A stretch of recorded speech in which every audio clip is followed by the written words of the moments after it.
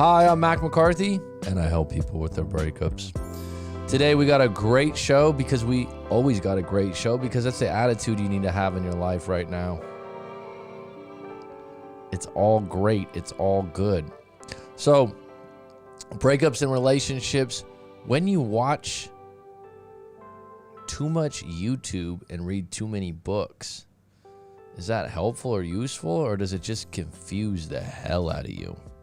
I think this is a good question. Call it content overload. And actually, we've never been more privileged in the world than now as far as being able to look up anything and everything and have, more than a library. I think this is originally why people went to school or universities specifically. Libraries at universities were very important.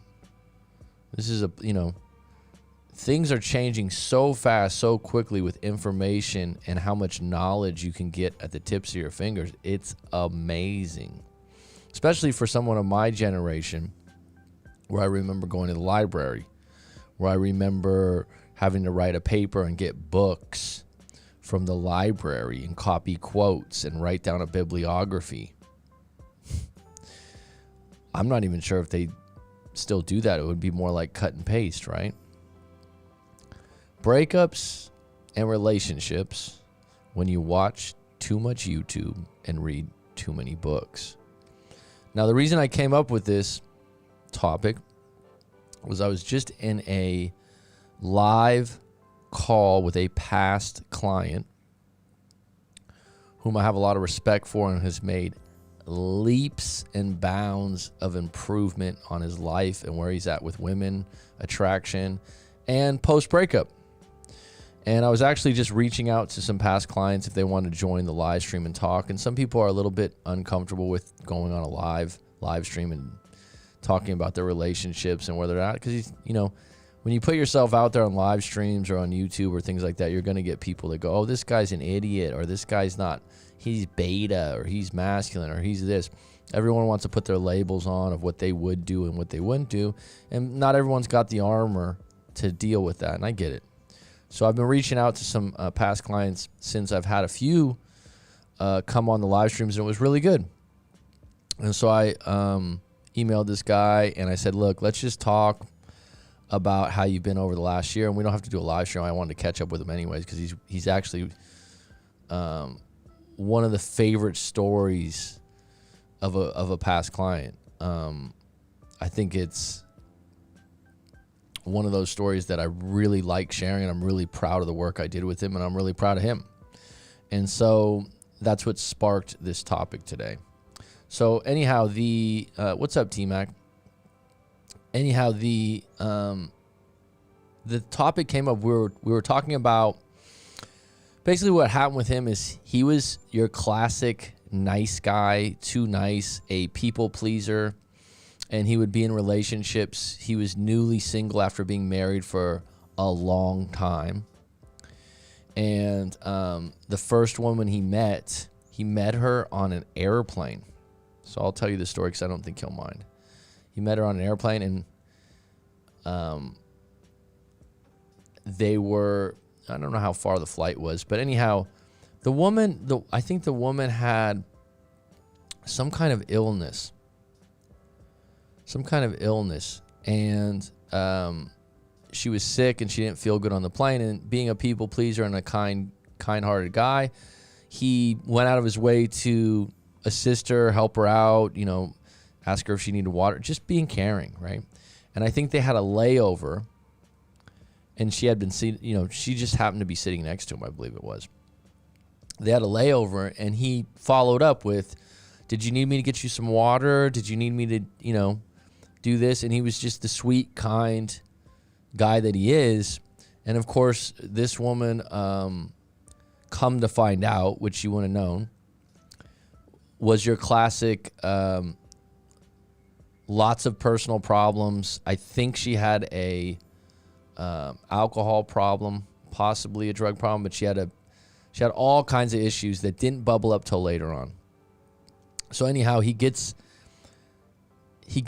entangled in this relationship with this woman where she's just got all kinds of fires she needs to put out in her own life. And him being the people pleaser type, it's a perfect fit for her because she can just bring up any kind of problem, any kind of thing, and he's going to be supportive, understanding. He'll be on a 2-hour conversation with her. Her ex comes in the middle of the night and threatens her. She's scared, but they've been together for years. I'm just giving you a random example of what I'm talking about.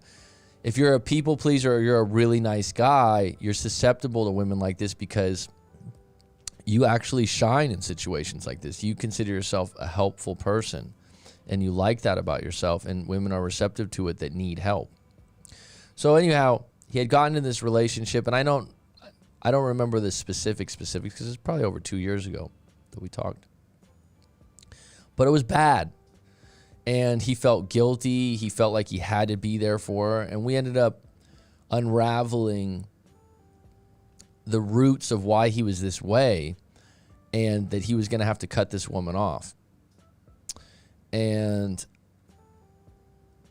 what happened was he cut this woman off eventually after he got some coaching from me.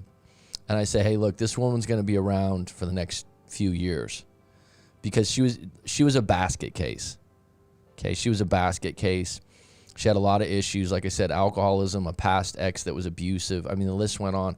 And by the way, when I'm talking like this, I have compassion for her because who knows what her childhood was like or what her life experiences were like and how she got to that point. So this isn't one of those things like, oh, what a loser or anything like that.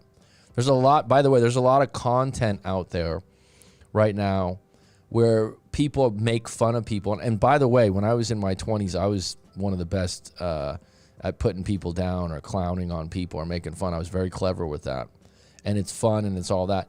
Now that I'm a bit older and seasoned, it's like, watch what you say because karma is real. I do believe in it. And it doesn't have an expiration date. I've witnessed it. I mean, oh, there's no such thing as karma. Really? So I'm careful with just going, oh, this person's a basket case. This person's this. There's a reason this woman was this way, right? Like I don't know what led her to be that way, but I didn't grow up the way she did, so I'm not going to judge what ended up happening. Here's the thing. So the client came to me. What's up, Clutch? What's up, Johnny? Hippie Chip? Always a pleasure. Good to see you in town. South Carolina, I believe, if I'm correct. Karma is real. I don't know how deep you want to go with it or what you believe. I've come across it enough time. It just doesn't necessarily have a time stamp. Okay? It doesn't necessarily mean it's going to happen right away.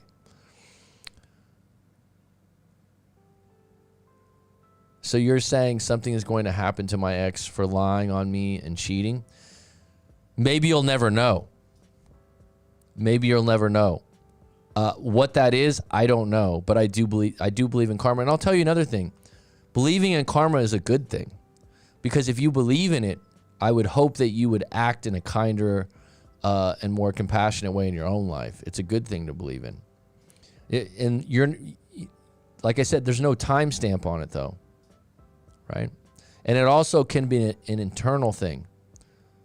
She could be hurting deep down inside and you don't even know it, where you didn't get the external action of someone lying and cheating to her. But yeah, usually what goes around comes around. So anyways, getting back to this client, Clutch, if you want to do a call in today, I don't have a lot of time. It would probably just be an hour from now, but you can chime in on this if you want about too much content because I'm going to go somewhere with this. And I would guess you have a YouTube channel too, so I hope we're not coming off as hypocrites. Watch my channel, watch my 1,000 videos or what have you, but don't watch other people's. I'm going to go somewhere with this, but getting back to the story. So this guy was with a woman that had a lot of issues, had a lot of problems. He's a nice guy. He's a people pleaser. So he would literally get calls at 2 a.m. at night. Oh my God, I'm so sorry I was mean to you. I haven't talked to you for 2 weeks. And, she would talk to him. She'd be lovey-dovey, and he's such a great guy, and then she'd disappear. And this was really playing with him. So by the time he got to me, I say, hey, look, I would like you to read the book No More Mr. Nice Guy by Dr. Robert Glover. That's a good start. And this guy was a note taker. He was a believer in my advice. He was ready to learn some new things. He was aware that he was this way. He was aware that he was wanted to change. So all those things add up to quick learning and a quick pivot. So as I, delved into that, he was able to dislodge himself from this woman, stop answering her phone calls, and realize that this wasn't his problem, and that he did the right thing by being nice to her, And here's the thing about a nice guy. Okay. Someone will go, oh, this guy's crazy, or this or that from the outside. He's being way too nice.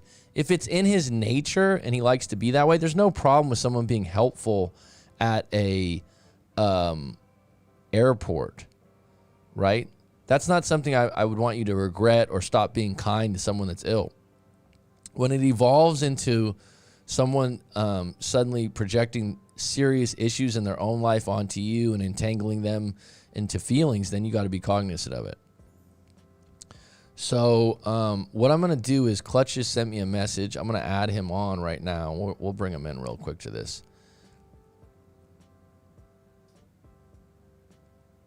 This is a good subject to discussion, and narcissism, empathy versus boundaries. Okay.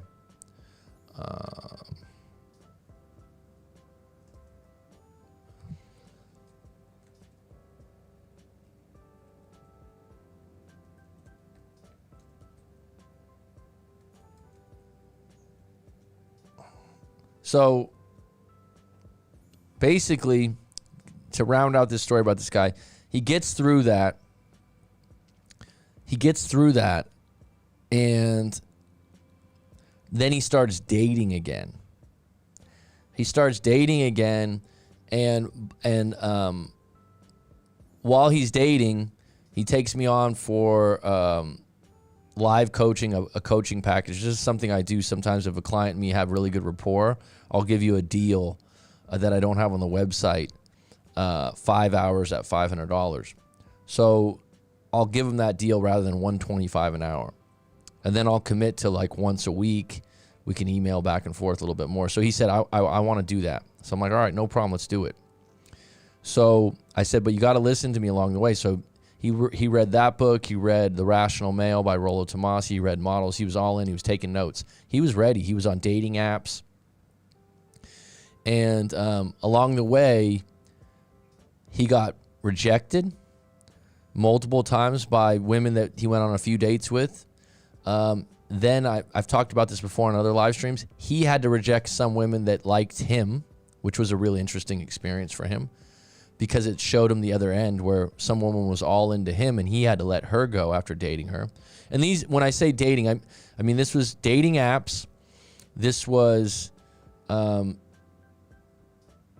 seeing each other 2 to 3, 4 times with a lot of texting, and then realizing the other person didn't want to see him anymore. And a lot of times the other person will go, I really like you, but yeah, it's just not there. It was very similar the first couple of times. And then he had the same thing happen with another woman. Then he met a woman that he really, really liked. And they had great banter. This guy had a pretty good sense of humor, and he was intellectual. He was a smart guy. And they just had long chats and talks for hours. And they met each other, I believe, a couple times. I don't know how many times. And he thought it was really great because he hadn't connected with a woman like this before on an intellectual level. And so he basically fell for this woman. And he thought that everything was going good intellectually.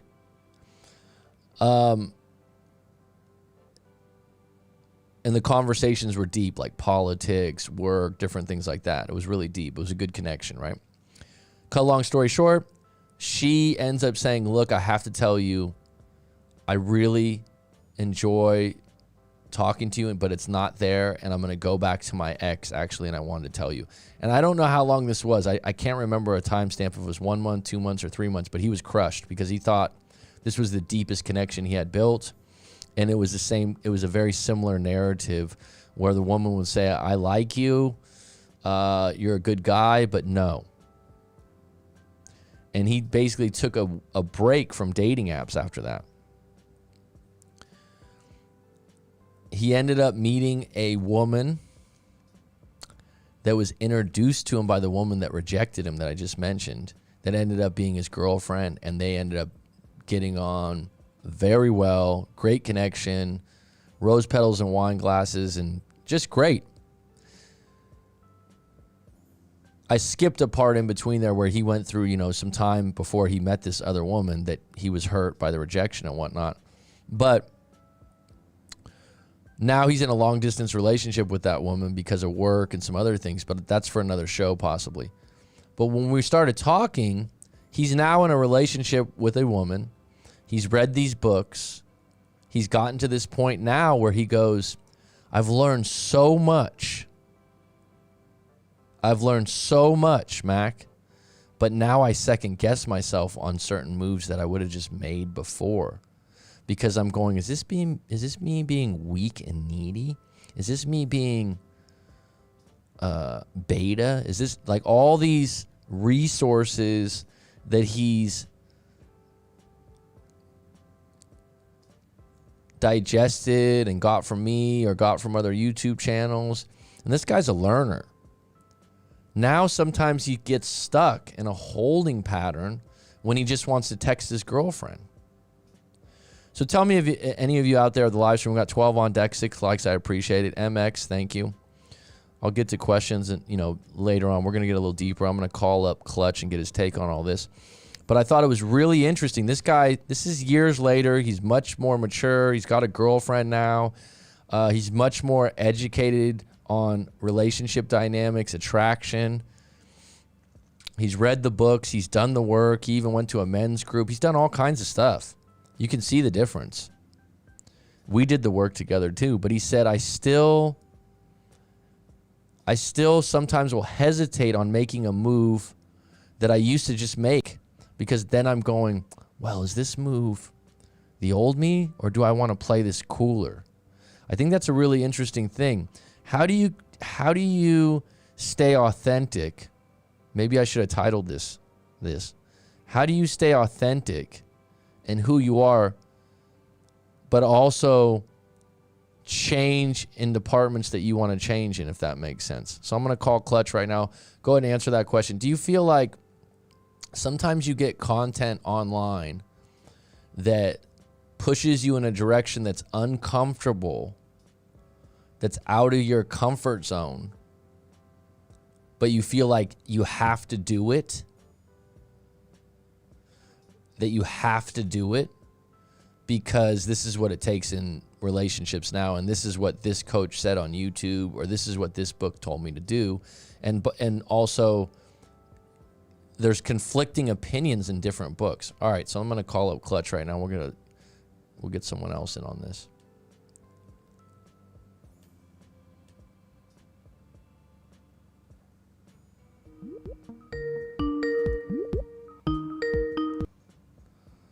Hello. Clutch, what's going on? How are you? What's going on, Mac? Things are well. I hope all is well on your end. You sound like you're in a library. I'm in the living room and the microphone's right next to me, so you're hearing me nice, fully blasted. If it's too loud, I can. No. I'm saying it almost sounds like you're speaking low, like you're speaking down. So it's I can hear you very clearly, which is good. But that's fair. Yeah. So I was, you've heard what I was just talking about earlier, but basically this topic was sparked by the idea that I talked to a past client, and he was saying that after 2 years of gobbling up content and books and coaching from me, he's in a really good place. You could see a difference in, his actions with his current girlfriend. You can see how he sees things differently, how he can catch on to things. He overcame dating apps and met the one for him. He didn't say that, but you know what I mean. Overcame some rejections, but he said he's having trouble. And he didn't even use the word trouble, but in other words, now that he's in a relationship and he has all this information, but he wants to stay authentic. He was the nice guy pleaser. He's worked on that. But when I was his coach, one of the things that we talked about, and one of the things I'll do, if you're a nice guy, it doesn't mean you need to become a Navy SEAL. You know, you can still be nice. You can, if you like that part of you, but you have to create a line where you're not just being a pushover, or you're not creating these covert contracts. There's all kinds of things to it. But he was saying that he wants to find more authentic, staying authentic to what he wants, but also he said that he does find himself in moments where he goes, he's been in a relationship for over a year now. They're comfortable. They're, dare I say, secure. And he's going, should I text her or should I just leave it alone? Because that's a better thing to do strategically. Mm-hmm. Does that make sense? Yeah, it does. It brings to fourfold the topic of authenticity. Like, what is it to be authentic, especially with having so many sources? Like, I heard you joke earlier about the concept of, like, is there too much content? Like, I know we're being complete hypocrites, like being on YouTube and all, and posting videos every day. I can safely say now I'm no longer a coach, so I'd like to think I have a non self-interest point on this, but the concept is that everyone, no matter who you happen to be, is in a constant state of maturity. There are going to be things that impact our lives. There's going to be elements of us being able to look at past experiences, or we're going to integrate things that we've read, or the principle of, being in a relationship. We always do things to essentially justify to ourselves who we are and what we happen to be. And when it comes to who you are in a relationship, like, what is it to be your authentic self?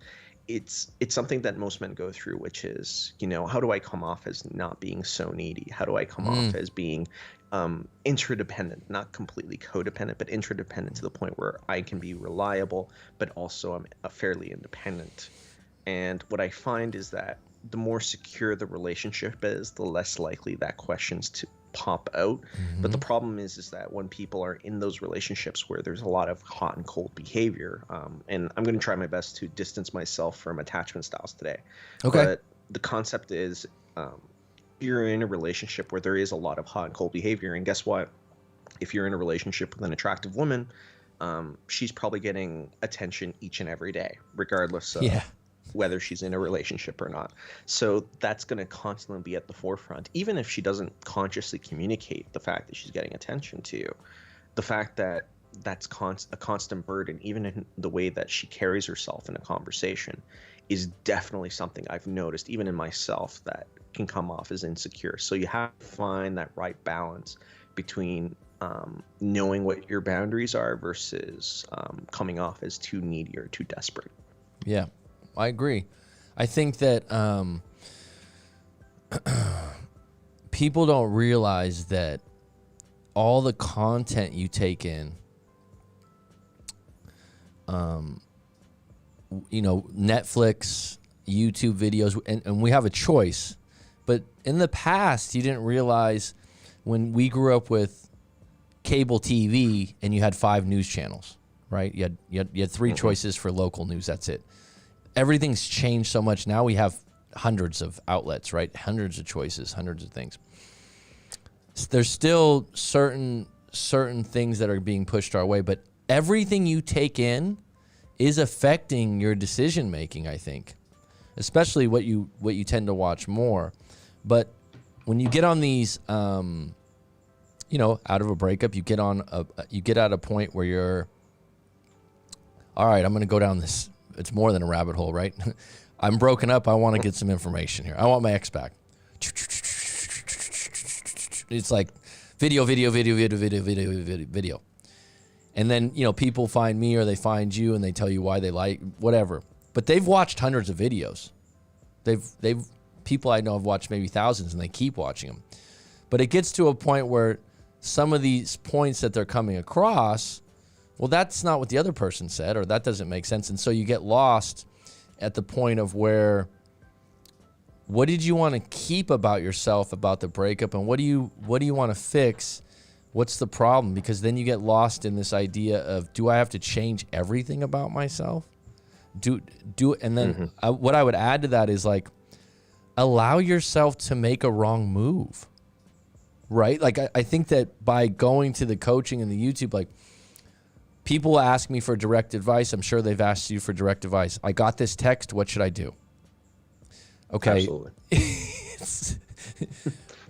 I'm good, but I'm not guaranteed when it comes to an outcome on a text. So recently I had a guy, we were in a live coaching session, and he was his ex texted him by chance while we were talking. I said, do not answer that, please. I'm not gonna do a play-by-play. And I don't, you know what I mean? I'm not that, but there's other coaches who'll be like, all right, this is perfect. Say this. All right, say that. All right, do that. Right. And they would love it because as a coach, they're like, I know what's best. Like, I'm going to get this one back for you. I'm like, you still need to develop free will. You still need to think about what you're going to write first. And I don't want you to be doing that. And then you're going to come to me every single time. But by the way, Clutch, who's going to get blamed if it goes wrong? Well, you told me to say this and it went wrong. It's all a possibility. So it's still not, a lot of the stuff I can see, but it's not, still, I can be surprised sometimes. Can't you be surprised by some of the stuff you thought, hey, well, yeah, she did. Not most, I'm usually right 70, 80%, but not all the time. So what he was getting back to this guy, he's saying that now he'll second guess things that he impulsively did before he, got all this information. And he's like, I don't know if that's a good thing, because I don't know if I'm being authentic or just trying to play a playbook that I've learned from all these different people. So my question would be, I think it's a valid point.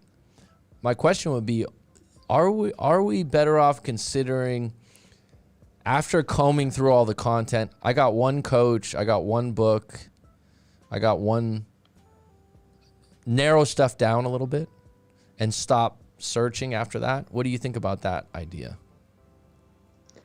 I think it's very important for anyone, regardless of who you follow. It's important to understand that every person that you approach, whether it's myself, Mac, or someone else, everything that you're receiving is a perspective. So with that perspective comes a notion of, you're going to mold your identity in one way or another. Like, it's funny that you bring up the whole text message thing, because like, you've given me flashbacks of how the things were on the mystery forums, like back in the day when, like, we used to text with T9 and, we didn't have smartphones, and we would go on let these me forums. Interject. Mystery forums is the pickup artist forum, right? Yeah, this just to clarify, because some people might not know what that is. Go ahead. Yeah, that's a good call. And there, you would jump on there and you would see like these long text messages where guys would come on there and say, all right, she said this, what do I say next? And bad. it was really funny to see it from the outside perspective, because like, some of these responses were really witty and really good, especially when you're, dealing with the awkwardness of texting a girl that you met at a club, because like back then, dating apps weren't a thing. Yeah. So it's totally different ball game. It was totally different, and you would have to approach people, and well, you still technically do, but it's such a different dynamic it's not the same anymore. So I can definitely see this concept of authenticity, because what we're seeing right now, and this is me putting on my politics hat, my / sociology hat, what you're getting as a result of an instant gratification society where, I can order food on my phone, even in a pandemic. Or I can find a date on an app, or I can even go to school from the comfort of my home. I don't even have to wear pants to go to school anymore. That instant gratification causes us to be incredibly dependent on this dopamine rush. But with that dopamine rush and with that that constant fulfillment and that constant feel-good mentality comes a lack of authenticity. So a lot of people are hitting what I would say is a quarter life crisis more consistently, because all of a sudden, if I were to ask you, like one of my openers that I used to use when I was in pickup was beauty's very common, but what's truly rare is authenticity. Summed it up, it would basically be me approaching someone saying, you know, beauty's common, but what's rare is authenticity, a true personality, hope stream. What makes you different?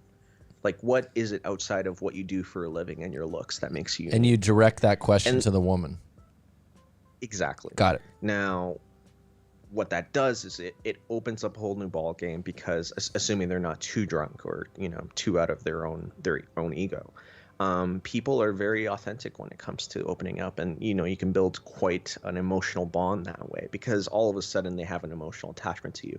But the problem is, going back to the instant gratification element. Okay, I'm listening. When you have an instant gratification society where something's just given to you, all of a sudden there's a high level of entitlement that has resulted from that. That's true.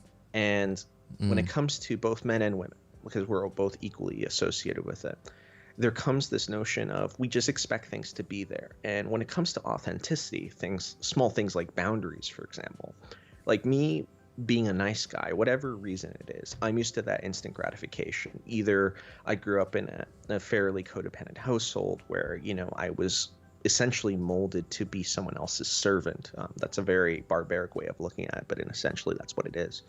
Or if it's a case of me being, let's say, a beautiful woman that's used to getting a lot of attention, there's a certain association that I have towards the amount of attention I'm expected to get and where to get it. And all of a sudden, when that instant gratification or that expectation is thrown off, people tend to get very unstable, because they're not used to dealing with things in an ad hoc basis on the go. They're used to swiping and getting something right away. Good point. And when they don't get it, all of a sudden you deal with these crises, because people aren't used to, you know, dealing with everyday life problems. Like, this pandemic has really shown people their true colors as far as being able to deal with a crisis or being able to deal with stress.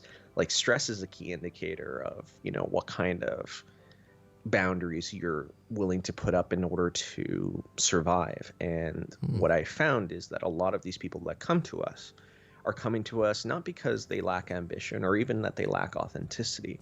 What they're lacking is they're lacking understanding and boundaries, because they've grown up in this instant gratification element that has told them, well, as long as you do this, you're going to be fine. But then all of a sudden, they don't know how to act any other way. Like a quick fix is another word, right? Yeah, like Sure. I didn't know it would go into this direction, but you're absolutely correct. That it is. It's funny, because I was on a live coaching call today, and the guy was saying how much it hurts in the morning, you know, still, and it's 2 months later. And I said, that's absolutely normal that you wake up. Do you know what I mean? It's like, you're not out of character here. And I've told you some of the quick things to do, like take an ice cold shower, go for a walk. And I know they don't cure you, but those are helpful. Those are quick fixes. But you're still going to wake up in the morning and feel sad and crappy. And it could be for a little while, but you dealing with it, addressing it, talking to me, you know, working through it, getting through your day, going to work, having Easter with your family is part of the process of getting a little bit better. But I just wanted to tell him, like, this is normal. A lot of people out of a breakup of 5-6 years there'll be months of that, of waking up in the morning and feeling what happened, what did she do, why did she do this? But going back to what you're saying about instant gratification, I think you're right. I think that I didn't think about it in that way, but going through all the content online, you tend to think, because we get so many things, online that are instant gratification, that Yes. that have changed the dynamics, right? Like, that's a great point, man, that ordering food or there's just a variety of things that have cut corners on gratification, right? Like about shopping. Oh, I don't need to drive to the mall anymore. Let me go on Amazon, and I got ratings. I got the best price. I was like, I don't have to pay for shipping. Like, that's a dynamic that's changed. I can return it, this and that. So you're right. This is where, when you're in a breakup, you're like, well, just give me the quick information on this. And you're so correct, because people on Instagram especially, I've said this before, well, I just need 10 minutes and I just want this question answered. It's like, yeah, it's not going to work that way with this. It's funny that you go ahead. It's funny that you're talking about this topic, because earlier today I live streamed for about 23 minutes, and then my specific topic was on opinions. And I talked about this very thing where I basically just said, look, you're going to be subjected to 20,000 separate opinions on YouTube, on a platform like YouTube. And the ones that are going to, the ones that reach the top of the algorithm are going to be the ones that have the most hits. Which ones are going to be the ones with the most hits? Or they're going to be the ones that promise you the world. Yes. They're going to be the ones that promise you your X-Pac.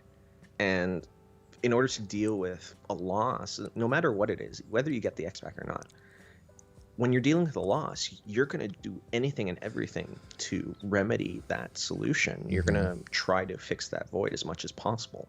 The problem is, a lot of these people, especially with social media, are used to seeing this image of other people in relative success.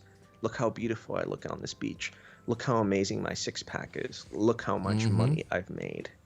And no one, with the exception of maybe like once a year with Bell Let's Talk, talks about depression. Like, truly, people like talk about, their success, and they talk about, the result of their struggles, but they usually talk about them after the fact. Like, one of the things I do like about your channel is that you have been very open with the fact that you've had some struggles in your life. And it's really funny how many coaches out there, and this is the one red flag I tell people to constantly look out for.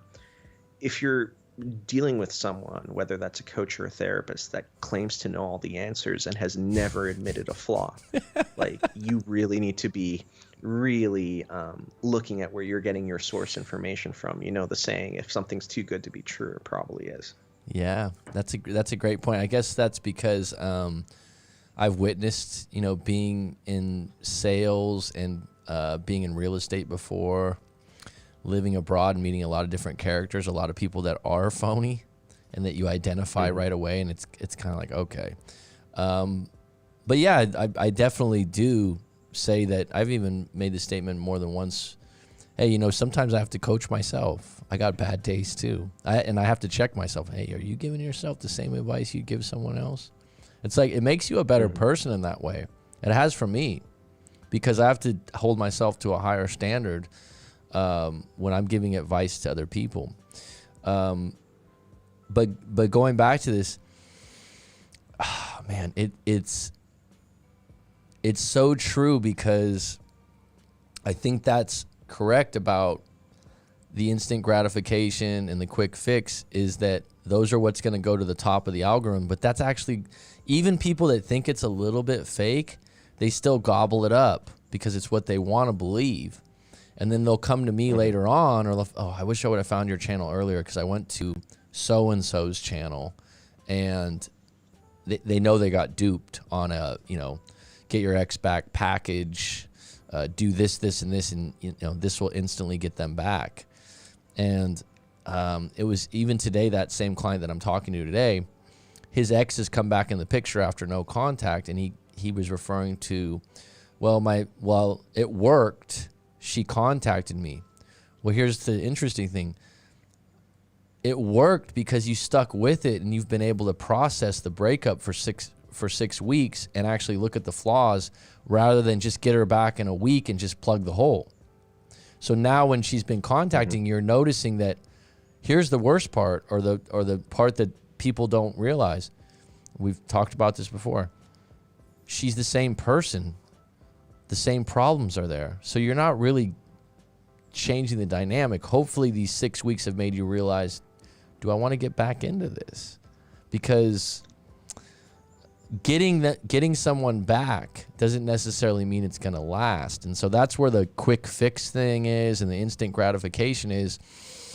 I'm feeling pain right now because of this breakup. When's it going to go away? Okay, sorry. I know the feeling. That's why I have compassion. But I'm like, there's not really a quick fix if you do it right. That's the crazy thing. Does that make... Well, the number one thing I find myself telling clients, or that I used to tell clients, was if you take your ex back, you take them back as they were at the end of the relationship. And this is where a lot of people really struggle, because a lot of people are really obsessed with the image of who a person was rather than how they actually are. Like, you know, breakups bring out the worst in people. Like, I'm not necessarily saying that people aren't justified when they dump you. Like, there have been certain situations where people have come to me and I've literally told them, look, this is your decision, but if I were in your shoes, I would dump the son of a bitch, just because it's really that toxic. But the other element is that people are so associated with the image of things. And like, and you and I have talked about other coaches on YouTube, like without naming names, there are people that run their entire business on the foundations of image and prospects and dreams. And there's nothing wrong with a dream. But if you're selling me snake oil and then telling me it's going to cure my cancer, like, are you not responsible for the damage that causes? Are you not responsible for the associations? Like, if you come to me and you tell me you have a degree or you're a certified therapist and it's 100% bullshit, like, that's something to me that, and quite frankly, should be criminal. But part of the elements of people that come on your channel, even on my channel, is after they've digested all that, you know, snake oil, and they've gone through the process of grieving, and now they're saying, all right, I'm going to do whatever is necessary in order to get better. And it's the same thing with people that deal with depression. You know, you have to hit that rock bottom moment before you hit that eureka and you say, all right, I'm willing to do whatever is absolutely necessary. But the other element is that, more than anything else, is that people need to be more forgiving, because you're going to make mistakes. You're going to fumble. You're going to fall. And, you know, you're not going to succeed if you don't fail. Right. And forgive yourself. A lot of times I tell people, might sound deep to some people, but, you know, before you go to bed, say, I forgive myself. I've done the best I could. And in a lot of cases, the people that hurt the most are people that are pretty good. You know, we throw around no one's perfect and this and that, but there's some people that are really good. They have the most trouble because they're like, I was a good girlfriend. I was a good boyfriend. I did this, and this. Why? Now, I've said before, when it's something like alcoholism, it's very specific that the problem's root. The alcoholism affects this guy's work. He blows up on me. So if we get rid of that problem, then we can continue a relationship. By the way, that's a good example of, even if you break up with someone over that reason, which is very specific and very common, you can't get back together because they said they quit, right? Right. That's what's interesting about it. Like, they would have to. Or have had therapy. Right. I've had therapy, and I've worked on myself. Right. They would have to do that for a period of time where you'd go, okay, I really see a difference. You know, like you went. I'm not saying that rehab programs are good, because there's some bad ones of those, as far as I'm concerned, with family members that have gone to them before, that I don't want to get into that, but they're not very good programs and very expensive. But I'm saying that at least that's a step in the right direction. But you wouldn't get back with someone that's an alcoholic because the first week that you're broken up and you're lonely, they go, hey, look, I quit. I haven't drank for 3 days. You would, unless you're very naive, in which people can be in the beginning. But more intricate problems, like you haven't given me enough time, or I'm really having issues with the fact that you're hanging out with a friend that I think is a bad influence, or, you know, some more intricate things that are not as cut as dry as alcohol, and then you just get back together because they said they're going to stop doing that. It usually doesn't work, because you actually just told someone, I just need to tell you that I'm going to do something, and then if I do that, I can get you back, and then I can go back to my old behavior. But here's the crazy part. This is something I've realized as a coach, being in the sidelines and being able to observe everything from an aerial view, which is much different than being in the trenches, right? Totally different. Right. And this is what holds me more accountable for being mindful of my own actions. Because a lot of everything we do is programmed by the subconscious. It's just impulsive. Oh, he did this, I'll do this. She did this, I do this. This is how human beings interact. And going back to this subject that I talked to my past client, he was saying, even though I was a nice guy and I was a people pleaser, I wasn't second guessing my decisions the way I am now, because I'm still in the process of, well, being a people pleaser works at work. Or I still impulsively want to make that people pleasing move, but my mind goes, wait, stop. And then he starts getting, like, what should I do here? And he said, sometimes I feel like I wish I could just go back to just doing things without overthinking them. So that's where the large amounts of content come in. And that's why I wanted to talk about this today, that I could see that being a problem, right? If you've been a certain way a long time in your life and then you swallow up all this content in a year, really make some changes, get some results that are better, that cement the fact that this is better for you, but your mind still goes, oh, do this. Don't do that. Do this. Don't do that. Well, it's only so long when you do something and it becomes a part of your character, right? Like, and this is the struggle with most men, like especially men that have been used to putting a blanket over themselves and calling themselves something that internally they probably aren't. Is the ability to build that attraction and maintain that relationship by being authentic to oneself. Like, one of the hardest things that I've ever had to deal with is a relationship ending because a person didn't like what I was authentically. And it's kind of really hard, but at the same time, it's kind of understanding, because you're not going to get along with every single person that you meet, right? Like, you and I have critics. And with that criticism, I've said this on my channel, I think I've said it on your live stream before, most criticism that you hear on a day-to-day basis is projected insecurity. So you have to filter what you consider good criticism versus bad criticism. And that's how, we build friendships that, some last longer than others. And then we are able to take that circumstance or that situation and build our own characters from it. But a lot of these people, especially with the instant gratification culture, are struggling with finding that authenticity and what makes them true and what makes them real. Like, part of the reason that they reach out to people like us is because they're essentially trying to find some form of guidance. Now, the extreme to that is that these gurus that do claim to have all the answers and claim to have all the characteristics tend to have a very cult-like following. Like, I saw this in when I was a pickup artist, where if you were to question the status quo, such as, being authentic versus, running your routines, all of a sudden you were barraged with a high level of criticism, because it's like, how dare you even stray from the standard norm? But yeah, it truly is. Like, even some breakup coaches I've seen online, and you know who I'm talking about, you question what the coach says, and like, you have a million people barrage on you. I'm exaggerating, but a lot of people that... Yeah, you know who I'm talking about. And the barrages are usually from people that have integrated this content so obsessively that they don't dare to even question it. And all of a sudden, a year down the road, when they're in a nice relationship, they're like, oh, I don't know how to be authentic to my true self. Ain't that a bee? What you just said about someone breaking up with you because of you being authentic, if I'm correct in saying that the way you meant it. Sure. If I come across that, which it happens, and someone's backpedaling, I call it, or, explaining themselves out of being authentic, which is not the word I always use, but we're using it today, but out of being themselves, I'll often say, do you like that about yourself? You know what I mean? Like, like going back to this guy that's a nice guy, we don't need to make you a Navy SEAL.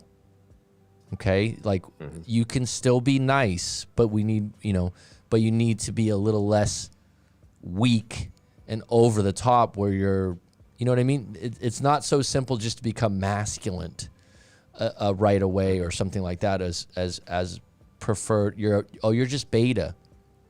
I think that I understand what that means, but sometimes that boxes guys into a situation where they overcompensate out of who they are. And it doesn't come off authentic, and it's not going to work. So they have to find the in-between. But what I would say to you is, in that moment where it hurt that you're being authentic and you're being yourself, and she breaks up with you, number one, are you happy with that authenticity, or do you kind of not like that piece about you? And number two, was she changing, and that's why she came up with that? Are you asking in that particular experience? Yeah, if that's okay. Yeah, no, that's fine. In that particular experience, I was dealing with someone who had a very deep-rooted fear of any kind of intimacy. Oh, wow. What I realized afterwards was it didn't matter who I was. She was going to find a way to reject me after a certain time. Got it. Just her character was the way she was, the way she is by now, by the way. But the other element is that initially, I was willing to backpedal because, you're willing to backpedal and you're willing to compromise with anyone that you care about deeply. Mm-hmm. But then over time, like I remember like one of the things that she told me was, I used to make us dinner. And one of the things I used to do when I make us dinner is I used to watch old school Simpsons from the 90s. That's just, a nice little guilty pleasure I have of just watching old school, like nostalgic Simpsons. And I remember that she said, maybe I don't want you to make me dinner. And she's like, by the way, I absolutely hate The Simpsons. Because like I used to leave it on the TV while I cooked. And I chuckled. And I said, well, if I knew having Bart Simpson on the TV was this like detrimental to your mental well-being, I would have turned it off. But like if it's a case where this is the most that you can get out of me over the fact that you hate The Simpsons to justify this breakup, I think this says more about you than it does about me. Which of course is not like, the one thing that a person like that wants to hear during a breakup. But at the same time, it was something I honestly meant at that given moment. So even at the moment when I was feeling that pain and I was willing to backpedal, it was kind of humorous in the sense that I looked back on it and I said, like, what the hell are you talking about? Like there's so many other things that could be so detrimental for any relationship, and you choose that one thing. But like looking back on it, it's been like a year and change since. I kind of just have to laugh at it and move on. Right. I mean, to me, it's like, I've had a girlfriend before that liked to put the news on in the morning, leave it in the background and have it loud. And if you have this is what's different when you live with someone, right? Mm-hmm. Stuff bubbles up that's totally different than when you used to date and have your own places. So when people tell me they live together, it's a totally different ball game. Oh, yeah. And there's going to be ups and downs that are much different. And that's when people go, I'm like, when someone goes, when I ask someone on a scale of 1 to 10, I don't ask looks wise. I just say, what's your intimacy and attraction and/or, right? And I'll say, if you live together, it can't always be a 10. I'm sorry, because there's going to be a day where that person doesn't feel well, or they're in the dumps, or they're not looking their best, or have a bad attitude. It's much more fleeting and fluctuating. That's my thing. So when you're highly attracted to someone, you have a lot of intimacy in 3, 4, 5, 6 years, like you're going to have to deal with those things. But getting back to the TV thing, I didn't like the news anyways. I don't like to listen to it in the morning, but I wouldn't say, I hate the news. I would say, hey, look, turn it down or go watch it in the other room. I don't want to listen to it. It's like, well, I think it's not that you're stupid for listening to the news. It's not like the news sucks. It's like people say some funny things, right? Like especially during breakups. Like it's a case where like a breakup is difficult for both a dumpy and dumper. Like I know the majority of people here are dumpies, and you don't want to empathize with the dumper. Sure. But yeah, you kind of have to give them credit, because like I've been the dumper, and I'm sure you have as well. Me like too. It's not an easy thing to do. Me too. And most importantly, like, and this is going back to your previous subject, like we were talking about, you understanding where a person's coming from. Like it's very important to have empathy in a relationship, especially when you're dealing with someone who's an opposite extreme of you, which is like the most likely case. Like if we're being frank, that's the most likely case for people that come to our channels, because you don't just exit a relationship that's normal and jump on YouTube. Usually it's because it's ended pretty badly. So you have to you're trying to find some answers, and you're trying to find solutions to those answers. But there's a big difference between having empathy for someone. Just because I understand where you're coming from doesn't mean I have to tolerate toxic behavior. it doesn't mean that I have to put up with, your abusive behavior or your toxic element towards me. Like, if you're critical over the fact that I watch a damn TV show while I cook, that's something to me that, like, really portrays a level of insecurity and a level of, quite frankly, projected aggression. But at the same time, I'm also empathetic towards that person, because I understand, look, just because you're a toxic piece of shit, at least to me in that given situation, doesn't mean that you're a bad person. It just means, look, you've been brought up in a situation where maybe certain elements of you weren't nourished, and the result of it is that you happen to be very anti-intimacy and very fearful of anyone that gets emotional around you. Like, that tells me, you're a wounded animal, and I feel a level of pity for you. But at the same time, just because I feel that pity doesn't mean I have to put up with this behavior. Right. And if you don't like the Simpsons, I'll just turn them off. I'll just watch them in my room. But you don't have to say you hate them. I've been liking it. That was definitely one of the funniest reasons why I've ever had someone. It's funny because I'm at a point. I'm at a point in my life where I would just kind of find it funny, and I'd be like, I'll just turn them off. I'll watch it later. Like, that wouldn't be like backpedaling, but that would be like, in other words, I'm not going to just watch them now because you hate them. It's like, I didn't know you felt that strongly about The Simpsons. Okay, right. It's like, oh God. Well, you've said this in the past. It's building a case, right? Yeah. So, like, if the relationship is going relatively well and they can't justify the way they feel, like, this is incredibly true for people that tend to have a fearful intimacy level. Intimacy is incredibly intimidating for someone, especially if they've only known abusive relationships, or they haven't really addressed those underlying issues. Let's say they grew up in a very neglectful household, and what they know as intimacy is a high level of intimidation and vulnerability. It takes a lot of therapy to do that. And like you were talking about the subject of, like, someone dealing with alcoholism, like, statistically speaking, I only know this because I studied narcissism, but anyone that has a substance abuse problem has to be sober for a minimum of 8 months before brain activity starts returning back to normal. Wow. So it gives you some idea of, like, the time frames of, like, what it takes for people to legitimately change. Like, myself, like, I changed a lot this past year, and I would say probably 6 days a week I was doing self-development exercises, and it took me probably about 6 months to change. And that's with me spending 6 days a week, legitimately spending excessive amounts of time. So we're talking about 3 to 4 hours a day working on self-development, repetition exercises, reinforcement exercises, dealing with past history, going to therapists. Like, that took a lot of legitimate work. So people changing, look, totally possible for someone to change, especially if they're coming out of a toxic relationship. But it takes a minimum, in my opinion, minimum of 6 months for people to truly implement any kind of change, and that's only if they're giving it 120%. And it all starts with number one, wanting to change, and also identifying what you want to change. I know that sounds simple, but that's why when I say alcoholism, I think it's a simple example because it's clear, and it's something, someone will go, oh, alcoholism is in our family.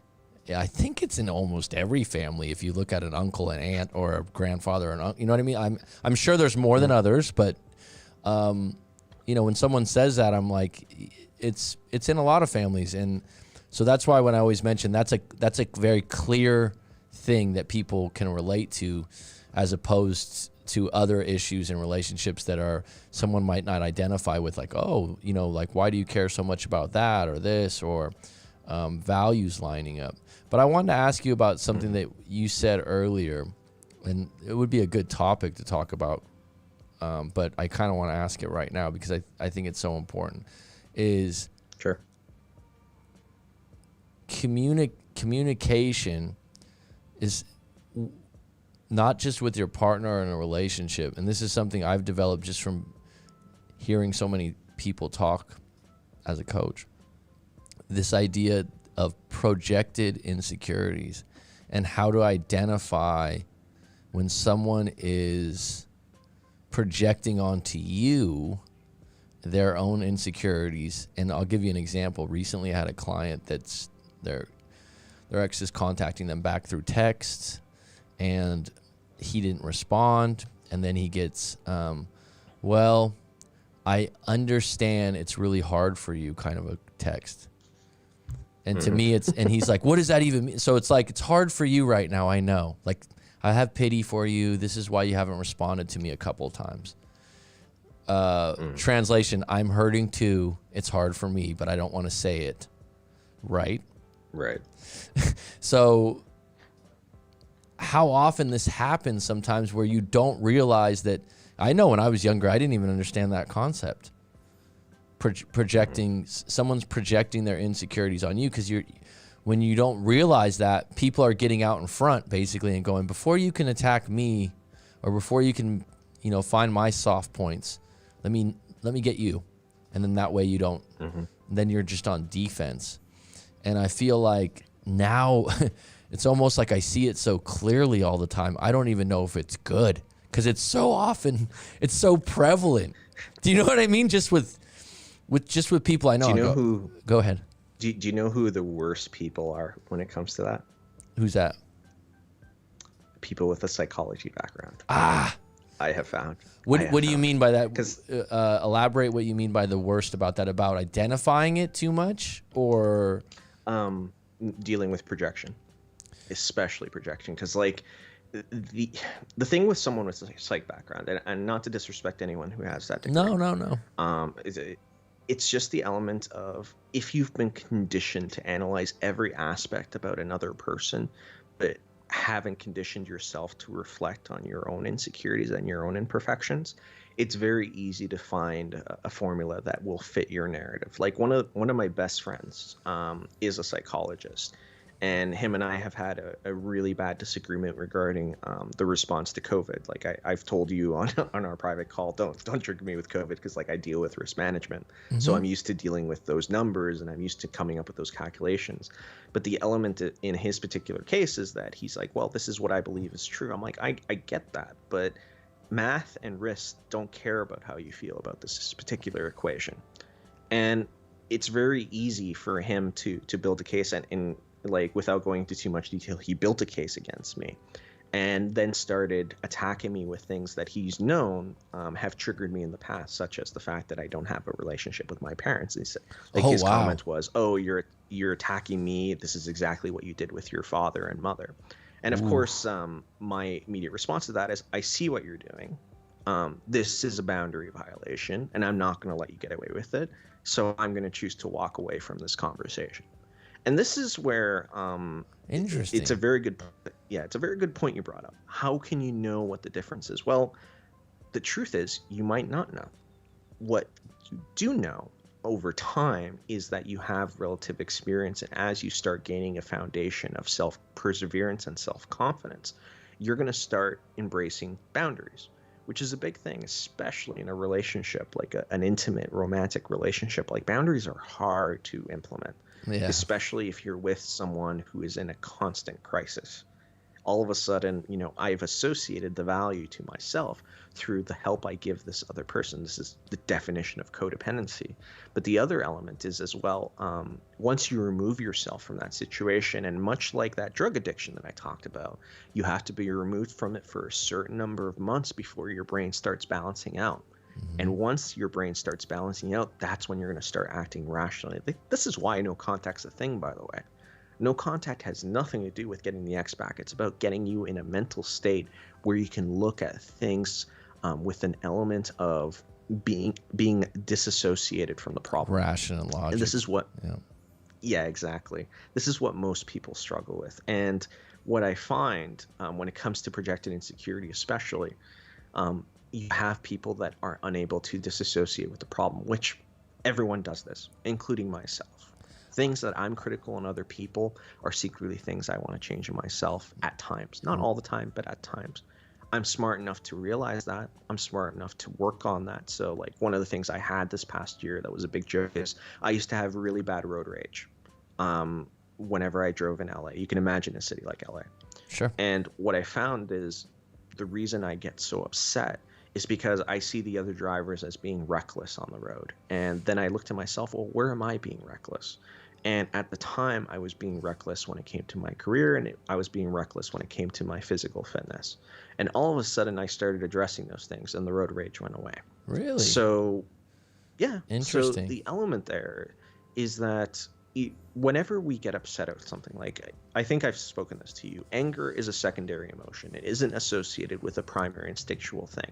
Instead, it's usually a response to something, whether that's fear, Mm-hmm. whether that's Mm-hmm. sadness or depression. There Mm-hmm. has to be an underlying association with it. And when people are often critical, I find that they're often angry. We have to find out what the reason of that anger is. I'm not Mm-hmm. saying that each of you need to be a therapist and need to, help these people find balance, but you have to be very selective on where you get your criticism from, because it's important for us to keep developing. And in order to keep developing, you need to have the right characters around you. Right. Um, Interesting couple of things there. Going back to the psychologist, I mean, that's pulling out some psychological weapons. It's like, well, Let's. I didn't let him off easy. Let's put but it that but way. I'm saying like But that's someone going, well, we're arguing about this, but let me go into my expert land of where I can argue at my best, and I know the best, so don't question it, kind of a thing. So that's one of those things where you have to be mindful of yourself if that's true or not, right? Because I read a long time ago in a book that I always refer back to this. I can't remember the book, but this lady was in a verbally abusive relationship, and she went to her priest or pastor of some sort for counsel.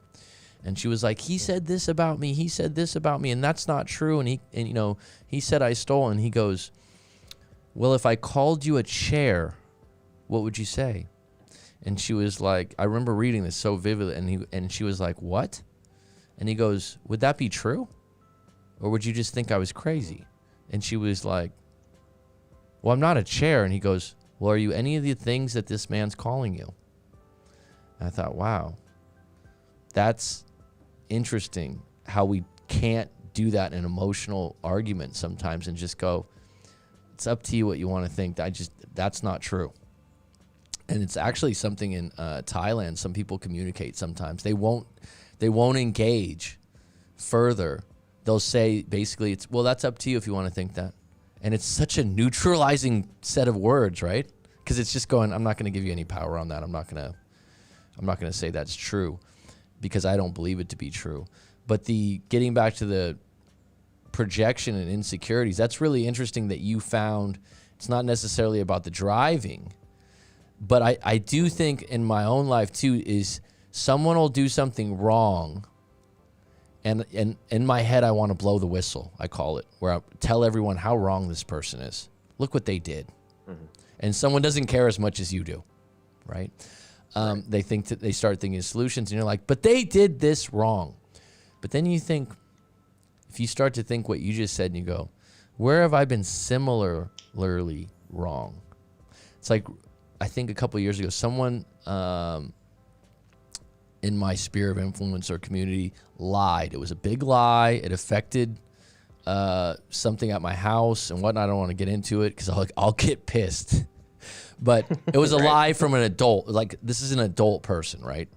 And just the fact that someone lies about a big deal that ended up affecting my water supply, which is a big deal at my house. And it was basically the person got caught in the lie. And I was thinking, but you're going to lie at 30 something years old about something so serious. And I couldn't let this go, man. I couldn't let it go. I mean, it was, and then I thought to myself, have you ever lied before in your life? Yeah, but not in your 30s. This is the conversation in my head, but not. I would never lie about this, but I have lied. I have, and then I was thinking to myself, but this is worse. Sometimes what we do is we create almost like a competitiveness in our head that's, well, this person's so bad, so it makes me feel better that I'm not this bad. It's almost, like if you, you getting mad about the traffic thing, it's probably because you follow the rules on the road and do all those things. And you're like, why aren't these people doing that. But then you can find other places in your life that maybe, like you said, maybe I'm not applying this in other places in my life, and that's my frustration. That's really interesting. But I thought what you were going to say when you said psychology, and I have this sometime now, is when I have conversations with friends, turning off the coach cap and just being a friend, having a beer or talking, and I'll catch things that I'm not being asked to give my take on as a coach. But I'm filtering for these things, and I'm like, ooh, well, that actually, can I ask you a question about that? And it's like, hey, Mac, take the coach cap off. Like, I don't want to have those conversations. I've literally been told more than once, like, don't coach me. Don't tell me that. I don't know if you've run into this. I've definitely run into this, where you're in a social setting and you just catch someone in a lie, and you're just like, I know you're lying. Like, you don't say it out loud, but like, you have so many calls with so many people, and people give their relatives truths, right? But then you hear a story that's so far-fetched that you're just like, I know part of this is a lie, or the whole thing is a lie. And it's really funny because the older we get, the more consistent we are to catch something like that. Like, that's something I really struggle with, especially in a social setting. Like, if someone's telling me a story that I know isn't authentic, like, that really bothers me. I don't know about your particular take. So when you say a social setting, you're not talking about coaching. You're talking about like a dinner or something like that, and it's something that you have a background in, that you kind of know about. Is that what you mean? Like, for example, we're not going to get into COVID right now, but that's something that you've studied, or narcissism, something that you've studied. Because I'm one of those, I'm very proud of the fact that if I don't know something, I'll ask you questions, and I'll claim ignorance, which ignorance is not stupid. It means you don't know something. That's what I told someone that recently, and they got, oh, I'm not. I go, well, you're a bit ignorant to that. I'm not ignorant. I know it. I'm like, I'm not saying you're stupid. I'm saying that you don't know what you're talking about. Do you know what I mean? It's like, so because if there's something that I know a lot about, or I have a lot of experience with, I'll listen to your opinion. I'll listen to it, but I will ask you questions to counter some of the bullshit, especially if I know what I am. But I know where I'm at. But if I don't know, I'm the first one to go, actually, I don't know a lot about that. I don't know a lot about that, so I won't get into it, or I'm not that passionate about it, so I won't keep going. But some people are just willing to like, well, I read this on the internet. Okay, who wrote it? I don't know. Who owns the website? Then people get really deep like that. It's like, oh, well, a lot of, consider the source of who owns the content or the media of these things. But yeah, I know what you mean about catching that more often. I'm probably more selective now that I'm older of who I'll spend that time with, where before, you're integrated into some more groups. But when you're in that situation, do you want to raise your hand and go, fraud, liar? Or you just, or do you really want to, or do you want to build your own case and go, well, because I would be more like, let me ask him, like in my head, I'm like, well, let me ask a good question. That'll.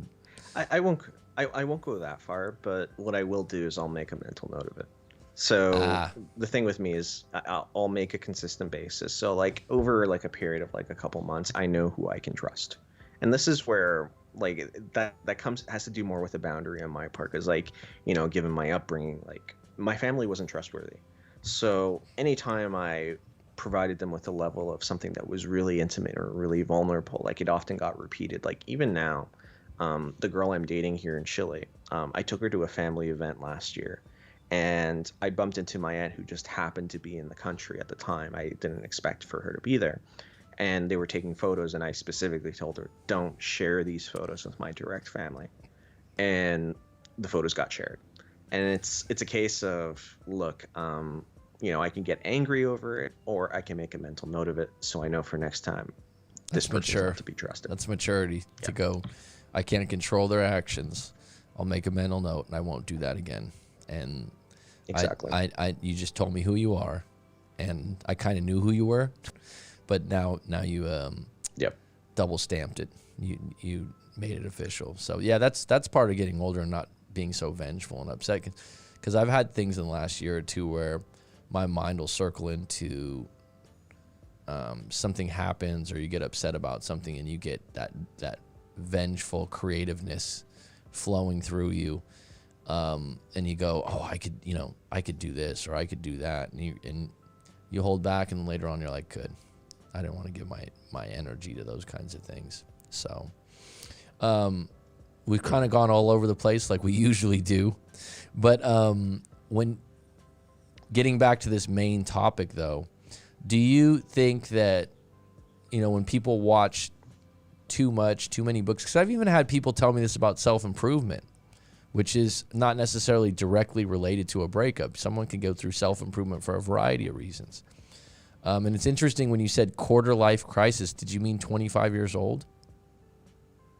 Yes. Okay. That's what I meant. Yeah. So, that people start reading all kinds of books, right? Tony Robbins and, Stephen Covey. And I even went through that for a little bit, and it was nice. And then everything got a little repetitive. There's only so much self-improvement, right? There's only so many theories and things that kind of get regurgitated into different books. And I felt like, okay, there's a limit to how far you go without taking more action, because all this content goes in so many directions. Maybe you're better off just choosing an author you really like or a coach you really like and sticking to 2 or 3 people. Do you think there's some value in that? I think there's some value in having balance. Like, one of the things I usually tell people is, set a number and stick to it. So in the case of like people that have just come off a breakup and they approach me and they say, well, I've been listening to like 10 hours of content a day, just because it soothes me and it helps relax me, which I kind of get, but at the same time, remember to live your life in alternative means as well. Like, it's not all about self-improvements. Like, one of the things that really resonated with me this year was Thais Gibson, who runs a channel called the Personal Development School. She breaks things down into the 7 elements of life, which include finance, family, spirituality, physical fitness, career, money, and eventually relationships. And she talks about improving on those things. But I slowly found over time that you can improve 1, maybe 2 of those things at a time. Any more than that, you're probably going to burn yourself out. So it's important to know where you're going to associate your resources rather than obsess over something. So even if it's a case where, like, they're listening exclusively you or exclusively someone else, my only comment to people is have a right balance. Like, invest like 2 or 3 hours a day if that's what you want to do. Like, I really went overboard with my personal development, but I also made sure while I was doing that to do social events. I made sure to go to the gym every day. I made sure that, my work was done and that my house was clean. There has to be some balance to this equation. It can't all be just about that one thing. That's a good answer. Yeah, I would agree. I would say that also a lot of times I tell people, be mindful of what resonates with you and what you're kind of resisting because you just don't like the tone of it. If that's the case, then realize that that's probably not the information for you. So, or if you're being honest with yourself and you're just, this is pie in the sky or snake oil, as you said earlier. If it's too good to be true, you might want to look in a different direction.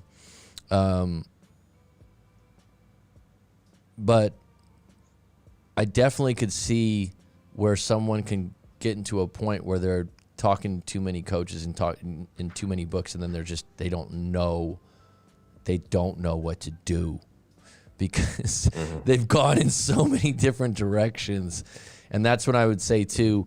If it's books and content, that would probably be the time to talk to someone live rather than because that's usually, there's a lot of people out there that's like a last resort. Because maybe it's fine. Some people have a block up because the internet has so much free stuff that anything that costs money, let alone that's expensive, it's like, yeah, no way. Yep. Right? Like this. Well, this is a hustle. And there's something to be said about obsessive compulsive behavior. because one of the psychologists I follow is a gentleman named Ross Rosenberg, who specializes in narcissism. But over the years, he's really started embracing this concept of OCD being a coping mechanism for usually trauma. So what often happens with individuals, and I'm not saying that it's anyone here or that people here essentially do this, but people often obsess over things when they're going through a traumatic experience, and this is especially true in a breakup where people might watch 20 coaches on YouTube and see what resonates and see what sticks. And I don't know if you've had this, but I've definitely had this where people have told me, oh, I fell asleep last night listening to your voice, which is a kind of creepy but kind of sweet at the same time. It's a compliment. The element, yeah, it's like a negative compliment, right? But the element is that you see this all the time in society. Like even right now, I'm looking at your chat and people are talking about investment numbers. Like you jump on Reddit and see about the number of investments and the amount of gurus, conflicting ideals, and everyone claims to have an answer to it. If investment were that easy, there'd be a lot more millionaires and billionaires than there are. It's just that there's an element of chance associated to this equation. Like if people really want to read into this, I would recommend reading Professor Nash's Game Theory, because Game Theory talks about this, where it's an element of what's best for you is also what's best for the group and vice versa. But there are certain elements we don't have control over. We don't have control over our immediate environment, at least initially. You might be, let's say, living in poverty due to no fault of your own. But through collaboration and cooperation, you can, relatively speaking, with element of chance, such as being able to speak the English language, having education or resources, having a good support system, you can definitely pull yourself out of it. Like I grew up in government housing, and I pulled myself out of it, and I'm glad I've pulled myself out of it. But I also associate that pulling myself out of it to being more than just my sheer willpower. It has to do more with my circumstance. It has to do more with the resources that were available to me. Now, did I fully utilize those resources? Absolutely. I definitely made something out of that, but it doesn't guarantee success. And this is why people obsess compulsively, because when you take out that element of a guarantee, all of a sudden, if I obsess over something, I don't have to think about it. Well, I think what's changed quite a bit, and I'm even affected by it, because you go on YouTube and you just want to. You said you like the Simpsons. My guilty pleasure is basketball, the Warriors, right? So I'll go and watch. I just want to watch some Warriors highlights or something like that, right? And that must have really killed you when the Raptors won, huh? Well, right now this year it's a wash, and I'm okay with it. So I'm used to winning championships and stuff like that the last 5 years, and the team was bad before. I'm just a loyal fan, so I follow them. And now with YouTube, you can go on and just go and watch highlights, right? Where I used to have to watch the game or play it back. But where I'm going with that is, and by the way, I know they beat them very bad today. Where I'm going with that is that the ads that come up to watch the game before the game is like, I'm Dean Gracielli, and this is how you can make $2 billion in 10 minutes, and this is my Ferrari, and this is, and you're like, all right, and sometimes you get to a point and you're just like, wow, it's just so in your face, right? I didn't grow up thinking about being rich very often, and I think that that's made it so people think, well, if I'm not rich, I'm doing pretty bad right now. And it's like my father's generation that he drove a truck. My mom's a secretary, but we had okay upbringing. There's food on the table. Lived in a 3-bedroom, 2-bath house. My mom had a station. There was never like, oh, I'm gonna join this course and make $1 billion or $1 million. And I think that now there's so much pressure with all that stuff, and it also swings over to, oh, you want to be better with women? How about you get 10 of them on deck? How about you get, it's all extreme. But by the way, this is This is also, a lot of people don't realize this, and this is just because I live in another country. This is extreme in certain countries, and people think it's all over the world. It's like these kind of things of chasing money or chasing more is something unique to America and, you know, Western culture overall. But the ads now are touching everywhere, right? So everyone's getting more affected by them. That's what's changing. I've noticed it here. But it's so hard. My point is, to wrap it up, I'm going to watch Warriors highlights, but I get nailed with, why don't you become rich? It was so easy for me. And you get to a point where you skip it, then you watch the ad once and you go, shit, man, it would be nice to be a millionaire. Then you know, it starts to enter. It starts to, and the same thing happens with, you know, if you're going on you know, breakup channels and stuff, it starts to bleed in, and that's one of those things. I think in the future that there is going to be, this is going to sound a little out there's going to be social media rehab for people. I think that there's going to be like, I think that there's going to be like camps and retreats where people already do it. And a lot of times it's celebrities that go, oh, I just got a cabin in Colorado. Mike Posner, the singer, I just got a cabin in Colorado for 2 weeks, and I didn't have my phone, and I just made food on the stove. By the way, he put the story on social media. Right. And, you know, I realized that life is just more than this. And I just sat there, man. I just sat there and was like, what am I going to do? I got to make a fire. I think that that this is overall more of a problem than just you looking up information on your breakup. It's a problem with just having so much information, and what you said earlier about putting some limits on it. Yeah, that would probably be a start. But during a breakup, I've had many conversations with people where I said, hey, I think it's best you go on a social media fast, because you're getting way too triggered and upset about Facebook, Instagram, all these different things and different videos, and just take a break. And if you want to talk to me and you want to journal and you want to maybe pick out 1 or 2 books, but especially when someone's really emotional, it's really hard. So you have any closing thoughts on that? Well, I told you last time that I quit Facebook this past year. And it's funny that you mentioned about the whole addiction thing, because like even for 3 or 4 months after I quit Facebook, I would come to my computer, I'd open the web browser. What's the first thing I type? FA.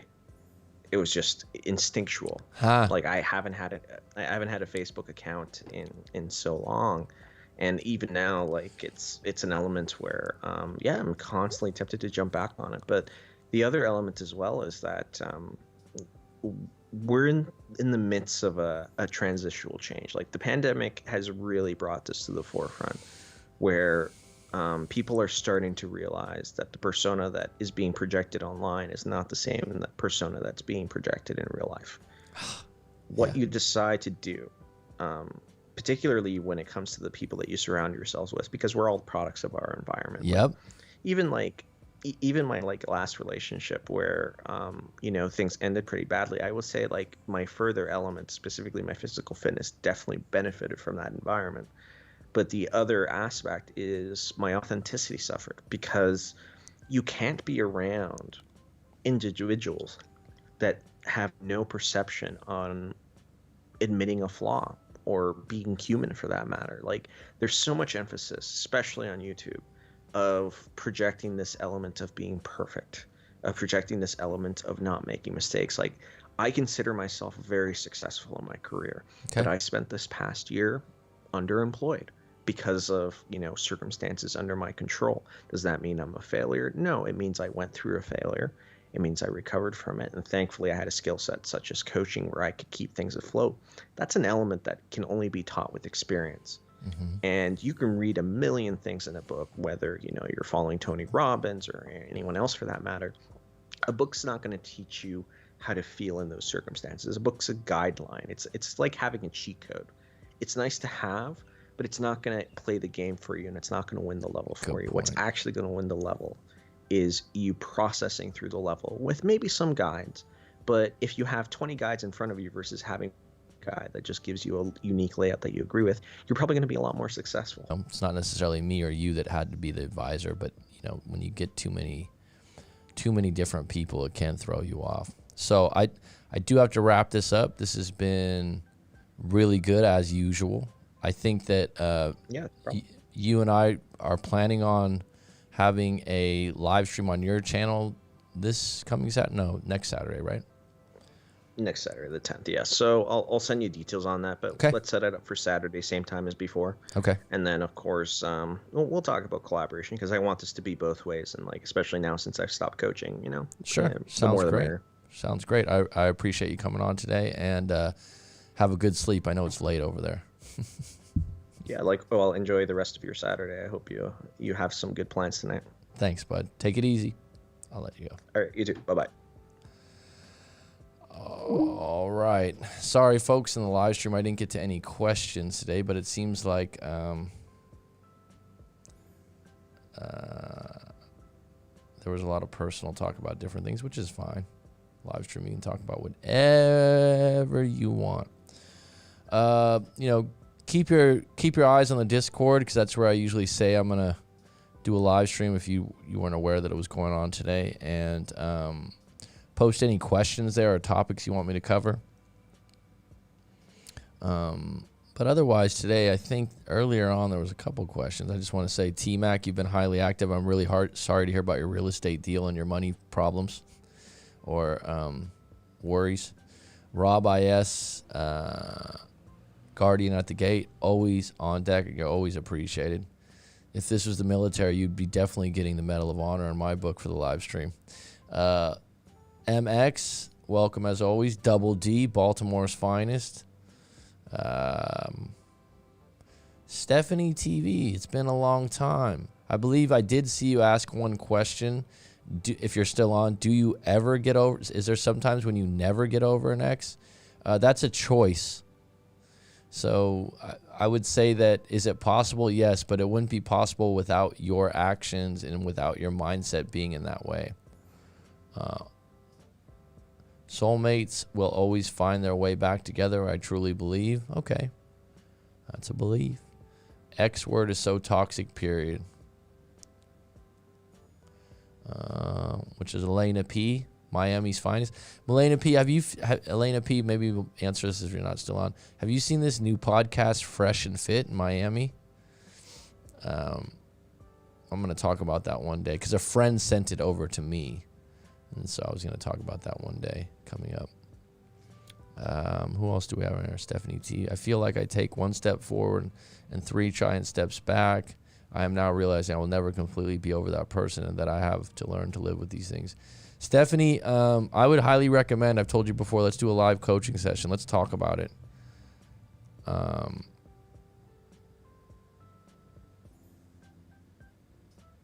Blade Bynum, always a pleasure if you're still on. Nav, thanks for sticking with it.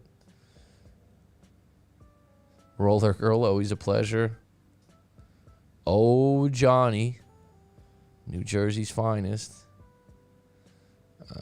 I'm bidding $76,000 over list on Monday on a place. Okay. Wish you all the best. Vancouver sucks. Wow. Only thing I'd miss from my phone would be my budgeting app, but okay. T-Mac, you got to start a finance channel, my friend. Maybe Rob will help you with that or something. All right, folks, it's been good. It's been grand. Thank you so kindly for hanging in there. I thought it was a good discussion today. Thanks for the likes. It's curtains.